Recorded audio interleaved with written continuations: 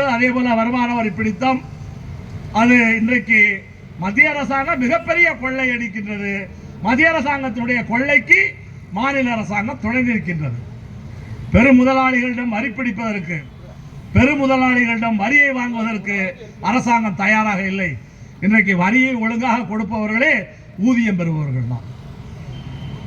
எனவே ஊதியம் பெறுபவர்களை கொள்ளையடிப்பதற்கான மாற்று ஏற்பாடைத்தான் இன்றைக்கு அரசாங்கம் செய்து கொண்டிருக்கின்றது.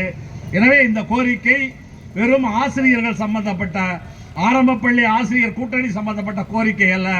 தமிழ்நாட்டில் இருக்கக்கூடிய அனைத்து துறை ஊழியர்களும், அனைத்து அரசுக்கு சொந்தமான பொதுத்துறை நிறுவன ஊழியர்களும் சம்பந்தப்பட்ட கோரிக்கை.